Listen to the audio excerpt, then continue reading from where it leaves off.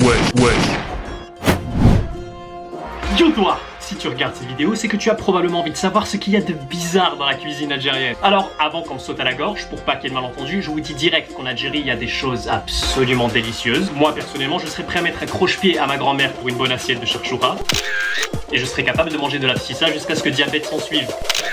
Mais en Algérie, question cuisine, on peut pas non plus ignorer le fait qu'il y a des trucs assez tordus. Bon, je pourrais faire la vanne facile en vous disant que la majorité des plats algériens vous donneront ou des problèmes de cholestérol ou des problèmes de glycémie, voire les deux en même temps si vous êtes chanceux. Mais non, en fait, moi ce qui me chiffonne vraiment, c'est la logique derrière le nom de certains plats. Parce que normalement, le raisonnement de base voudrait que tu donnes ou un nom clair à ton plat, style rôti de veau à la moutarde, ou alors un nom inventé, style pizza ou poutine, afin de laisser libre cours à ton imagination et te donner envie d'aller manger. Mais en Algérie, je crois qu'on a du mal comprendre le concept à un moment donné, parce que t'as des noms de plats, je te jure, t'as l'impression qu'on les a choisis exprès pour te donner envie de crever au cours d'une grève de la faim. C'est quand même un peu fort. Ah bah tu t'en viens toi. Alors mesdames et messieurs, pour m'aider à commenter cette vidéo, j'ai décidé de solliciter l'aide de notre désormais ex-président, mais toujours bien aimé à tous, le copain de tous les Algériens, Aziz. Pourquoi lui? Bah en fait parce que... Je suis le représentant du peuple algérien. Ouais mec, attends, tu t'emballes encore. Rappelle-toi de ce qu'on a dit, tu vas un peu trop vite. Je suis l'Algérie tout entière. Et merde, ça recommence. Je suis l'incarnation du peuple algérien. Je suis... Stop 2 secondes. Putain, je regrette déjà de lui avoir demandé.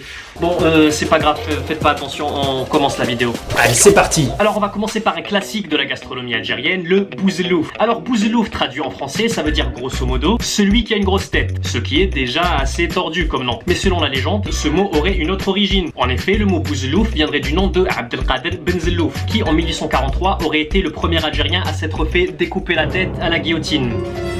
Mais oui, c'est donc bien ça, un plat de bouzlouf, une tête. Mais pas une tête humaine, je vous rassure, non, c'est déjà ça. Non, pour préparer un bouzlouf, on prend un gentil petit mouton, on l'attrape délicatement par la caboche, puis on lui tranche la tête, on lui casse les cornes, on lui crame la gueule sur un vieux réchaud à gaz de préférence rouillé, puis après on le balance au four par exemple. A noter que dans certaines régions, on appelle aussi ce plat braqaïnou, ce qui signifie celui qui a l'œil exorbité. Parce que sous l'effet de la chaleur du four, les yeux du mouton ont tendance à fondre puis à durcir avant de s'ouvrir bien grand, ce qui donne cet air si particulier à l'animal. Alors quand on mange un bouzlouf, on mange tout. Je dis bien tout. Les yeux, le nez, les joues, le cerveau, la langue, tout. Ce qui est assez dégoûtant quand même et qui explique pourquoi est-ce que je n'en ai jamais mangé de ma vie, même si c'est un plat super populaire en Algérie. On passe maintenant à un plat injustement méconnu, le chentouf el azeb, qui est un plat comme beaucoup de plats algériens à base de viande et de graisse. Alors chentouf el azeb traduit en français signifie le collier de l'homme qui n'arrive pas à trouver de femme. En gros, ce plat est une sorte de ceinture de chasteté. Pourquoi est-ce que quelqu'un aurait envie de bouffer une foutue ceinture de chasteté? Ça, j'avoue que ça me dépasse. Alors apparemment, selon la coutume, c'est un plat qui est parfois consommé lors des enterrements de vie de garçons. Ok, mais ça change rien au fait que bouffer la ceinture d'un vieux mec qui n'arrive pas à pécho de meuf, c'est dégueulasse. À la rigueur, ce plat, moi je le commande à un pote qui vient de se faire larguer par sa copine, histoire de me foutre de sa gueule, hein. Hein, t'en penses quoi, Aziz? C'est une absence totale de maturité. Ah mais oui, mais t'es bien placé pour parler toi, puisque genre t'as jamais eu de copine, hein. Enfin, on t'a jamais vu avec, quoi. Dis, tu te sens pas seul des fois?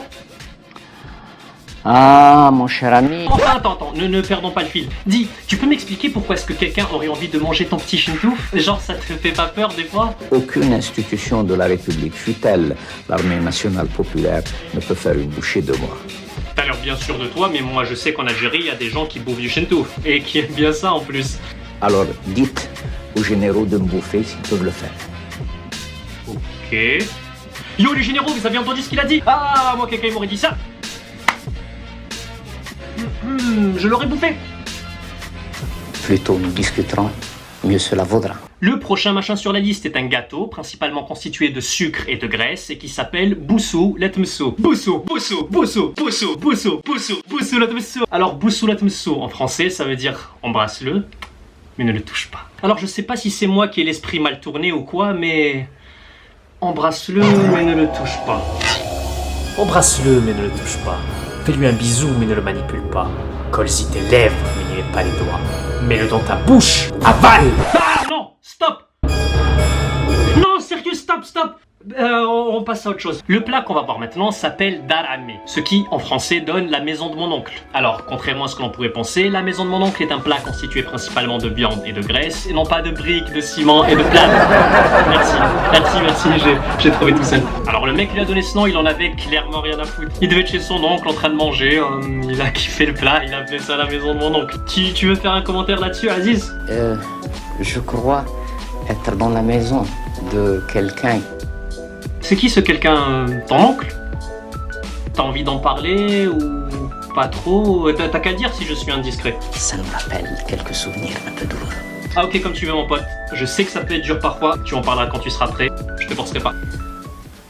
Le prochain truc qu'on va voir s'appelle morchir ou morchibani selon les régions. Alors morchibani en français, ça veut tout simplement dire la cervelle du vieillard. Pourquoi on l'appelait comme ça? Bah en fait ce gâteau se présente sous la forme d'un cigare qui contient une espèce de crème visqueuse à l'intérieur et dont la consistance devait certainement rappeler celle d'un cerveau liquide, ramolli et embouilli appartenant à un pauvre vieillard. Alors pour illustrer mon propos sur la cervelle de vieillard embouilli, je dois avouer que j'ai failli utiliser la fameuse photo de Aziz sur sa chaise roulante en mode...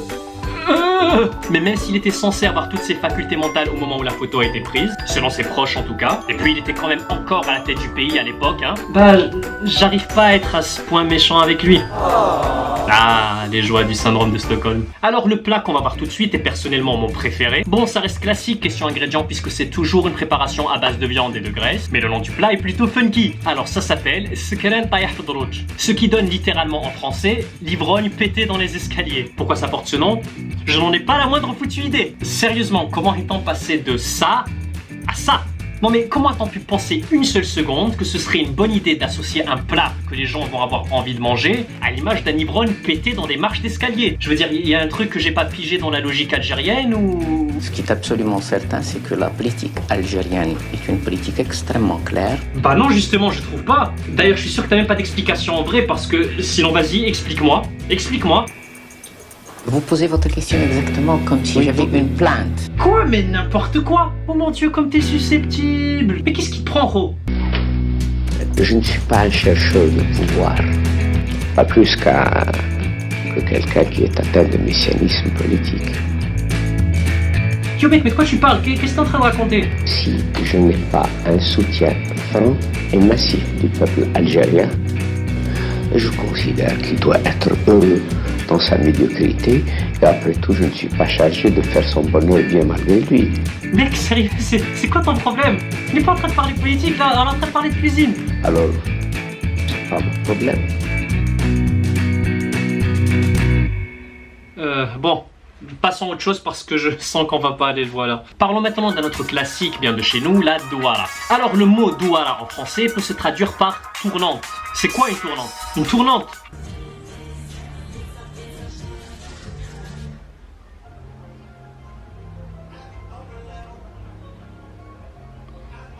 Pardon, je me suis laissé aller. Alors, tournante en français, ça sonne déjà assez dégueulasse, mais en vrai, le véritable plat est peut-être même pire. Alors, une douara, c'est un plat à base de tripes. Le problème, c'est que quand tu les achètes, tes tripes, elles sont généralement loin d'être très propres. Elles sont toujours pleines de vieilles matières organiques puantes et grisâtres, que ma mère, une femme très courageuse, a souvent eu le déplaisir à travers les années de racler et de nettoyer pendant des heures. Alors bon, dans ma tête, je me dis toujours qu'elle a peut-être oublié d'en nettoyer un morceau et que bien sûr, je vais finir par le bouffer. Donc non, dans mon esprit, la tournante, c'est trop d'images inélégantes pour pouvoir être appétissante. Le prochain plat qu'on va voir s'appelle Sdr Shabba fil Maraya, ce que l'on pourrait traduire grossièrement par la poitrine de la belle femme dans le miroir. Alors pour une fois, voilà un plat que je ne trouve pas dégoûtant. C'est poétique, c'est beau, c'est pas vulgaire. Je dirais même que c'est l'inverse. C'est plutôt un plat qui me met en appétit. La poitrine de la belle femme dans le miroir. Ouais, ça j'ai bien envie de goûter ça. Ouais mais attends, tu peux pas dire ça. T'imagines s'il y a des femmes qui te regardent, ou pire encore, des féministes. Tu vas être blacklisté mon gars. La femme est l'égale de l'homme, t'entends? La femme est l'égale de l'homme. Ouais, alors attendez, désolé, on va changer légèrement le nom du plat. Et si on appelait le plat à la place, la poitrine du bel homme dans le miroir? Et merde, c'est redevenu dégueulasse. Ah. Ouais mais attends, tu peux pas dire ça. T'imagines s'il y a des hommes. Ah, fous-moi la paix. Là maintenant, je vous préviens, on va atteindre des sommets. Alors, ce plat-là s'appelle Fouad el-Hajjala, ce qui signifie littéralement les viscères de la femme abandonnée par son homme. Excusez-moi 2 secondes, le temps que je vomisse les miennes de viscères. Alors avec un nom pareil, si vous vous dites que manger ce plat ne doit pas être une partie de plaisir, Vous avez raison. En effet, la personne qui a créé ce truc ne l'a pas fait de bon cœur. Selon la légende, c'est une femme abandonnée par son mari qui l'a inventé. Alors cette femme, elle voulait manger des viscères. Et je sais.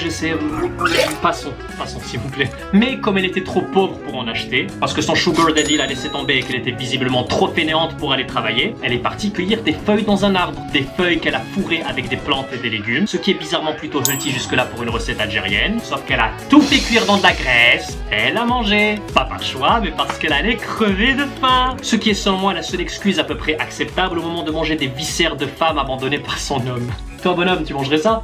C'est la mort dans l'âme que je le fais, mais je le ferai. Ah, sérieux, tu ferais? C'est une démarche pédagogique qui demandera un peu de temps. Je la ferai. C'est un pari qui ne me fait pas peur. T'es un bon toi, t'es un champion toi.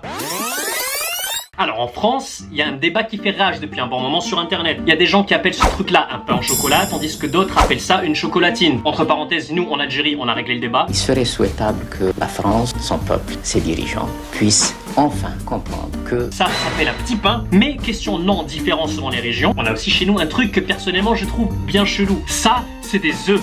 La traduction en arabe, c'est bayn, ce qui est un nom normal. Mais en Algérie, il y a une bonne partie de la population, une partie bizarre, si vous voulez mon avis, qui appelle ça Ouled el Djedj. Ouled el Djedj, en français, ça veut dire les enfants du poulet. Même pas les enfants de la poule, non, les enfants du poulet. Alors, yo les gens, ça, c'est pas un enfant, c'est un œuf, putain, c'est un œuf, c'est pas un enfant. C'est quand même quelque chose qu'on ne peut pas ne pas remarquer. Mais maison, c'est ce que je dis. Alors pourquoi ce besoin d'humaniser les choses qu'on va finir par manger? Pourquoi ce cannibalisme latent? Pourquoi est-ce que je dois m'imaginer en train de manger les enfants innocents d'un pauvre poulet qui m'a rien fait du tout? Pourquoi le traumatisme? Pourquoi le traumatisme? Je ne sais pas.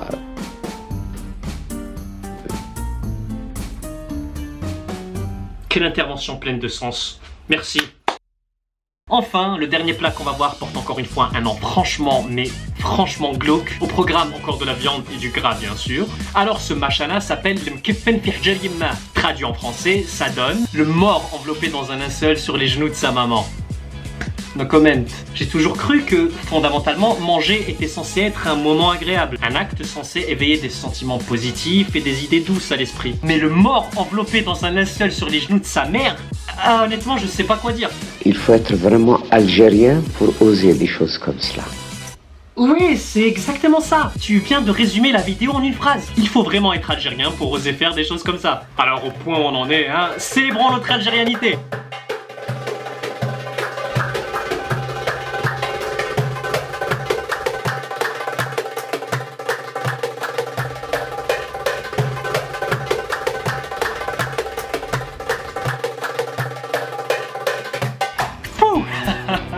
Voilà, c'est fini pour cette vidéo. Je remercie Aziz d'avoir bien voulu la commenter avec moi. J'espère que t'as kiffé, vieux. En laissant libre cours à ma sentimentalité, je pourrais dire toute la charge symbolique de cette visite qui marque un moment intense dans le cours de notre longue histoire commune.